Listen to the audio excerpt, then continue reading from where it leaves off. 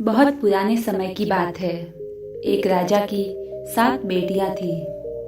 एक दिन उसने अपनी बेटियों को बुलाया और उनसे पूछा, मैं तुम्हें कैसा लगता हूँ?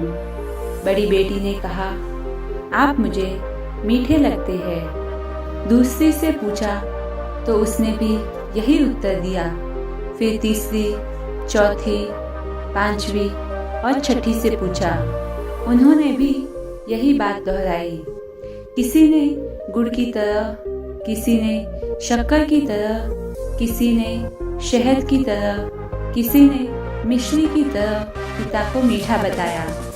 जब 7वीं बेटी से पूछा तो उसने कहा, पिताजी आप मुझे नमक की तरह मीठे लगते हो। यह सुनकर राजा को क्रोध आ गया। वह 7वीं बेटी से बोला, तुमने मुझे ऐसा क्यों कहा? लड़की बोली, पिताजी मैंने जो महसूस किया है वैसा ही कहा है। छोटी लड़की के मुख से ऐसा सुनकर राजा क्रोधित हो उठा। उसने अपने सेवकों को दरबार में बुलाया और आदेश दिया कि नगर के किसी कोढ़ी आदमी को उठा लाओ। सेवकों ने पूछा, महाराज आप ऐसा क्यों कर रहे हैं? राजा ने कहा, मुझे अपनी छोटी लड़की की शादी उससे करनी है। राजा की बात सुनकर सब लोग चिंता में डूब गए। सभी मंत्रीगणों ने राजा को ऐसा अन्याय न करने की सलाह दी, लेकिन राजा ने उनकी एक न सुनी। सेवक कोढ़ी की खोज में निकल पड़े। तभी उन्हें पता चला कि किसी अन्य राज्य का एक राजा है जिसके शरीर में एक साधु के शाप के कारण कोढ़ फूट पड़ा है। उसकी जरा सी भूल के कारण साधु महाराज क्रोधित हो उठे थे। उन्होंने राजा को शाप दिया था कि जिस अपने देह सौंदर्य का वह अभिमान करता है वह शीघ्र ही समाप्त हो जाएगा और वह कोढ़ी हो जाएगा। कोढ़ी हो जाने के बाद उसके ही दरबारियों ने उसे निकालकर जंगल में फेंक दिया था।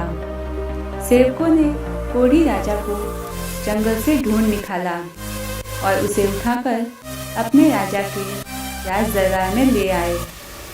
राजा ने अपनी सबसे छोटी बेटी का विवाह रस्मों रिवाज के साथ कोढ़ी राजा के साथ कर दिया। राजा की बेटी ने अपनी जरा भी उदासी प्रकट न होने दी। राजकुमारी राजमहल के वैभवपूर्ण जीवन को छोड़कर अपने पति को लेकर महल से बाहर निकल गई। भीख मांगकर उसने कोढ़ियों को बिठाने वाला एक ठेला खरीद लिया। एक ठेला खरीदने के लिए पैसे जोड़ लिए। वह रोज उस ठेले में अपने पति को बिठाकर भीख मांगने जाया करती। एक दिन उसने अपने कोढ़ी पति का कहा मानकर रानी उस सरोवर के पास ठेले में बैठा छोड़कर भीख मांगने चली गई। कोढ़ी राजा ने देखा कि सरोवर में कुछ कौवे डुबकी लगा रहे हैं और हंस बनकर सरोवर से बाहर निकल रहे हैं। यह दृश्य देखकर वह हैरान हुआ। अचानक उसके दिमाग में एक विचार आया और वह सोचने लगा, क्यों ना मैं भी सरोवर में डुबकी लगाऊं। यदि कौवा हंस बनकर बाहर निकल सकता है तो मैं भी शायद पहले जैसा सुंदर नौजवान राजा बन जाऊं। फिर उसने सोचा कि यदि मैं सुंदर नौजवान युवक बनकर निकलूंगा तो मेरी पत्नी मुझे पहचानेगी नहीं। यह सोचकर उसने एक उंगली को पानी से बाहर रखकर डुबकी लगाने का फैसला किया ताकि उसकी पत्नी उसे पहचान सके। इतना सोचकर वह पानी में कूद पड़ा। डुबकी लगाकर वह पानी से बाहर निकला तो उसका सपना साकार हो चुका था। वह मुस्कुराता हुआ ठेले पर बैठ गया।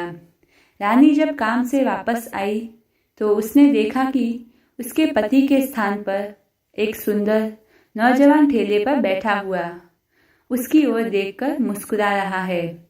उसके मन में ख्याल आया कि इस नौजवान ने उसके कोढ़ी पति को मार डाला है और अब उससे शादी करना चाहता है। यह सोचते ही उसकी आंखें क्रोध से लाल हो गई। वह तुरंत उसके पास पहुंची और गुस्से में लाल पीली हो युवक से बोली, बता मेरा पति कहाँ है? युवक ने कहा, मैं ही तेरा पति हूँ। परंतु वह न मानी और रोते हुए बोली, तुम मुझसे झूठ कह रहे हो। मेरा पति ही मेरा परमेश्वर है। मुझे किसी भ्रम में डालने की कोशिश न करो। मुझे मेरा पति लौटा दो। नौजवान युवक यह सब देखकर अपनी पत्नी के सच्चे प्रेम की मन ही मन सराहना करने लगा। उसने अपना हाथ जो अब तक पीछे छुपा रखा था सामने किया और अपनी वह उंगली दिखाई जिसमें कोढ़ का निशान अभी भी बाकी था। वह अपने पति को पहचान गई।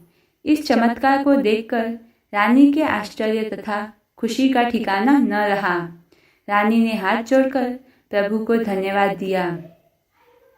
राजा अपनी रानी के साथ अपने राज्य में लौटा। समस्त प्रजा अपने स्वस्थ राजा को पाकर फूले न समाई।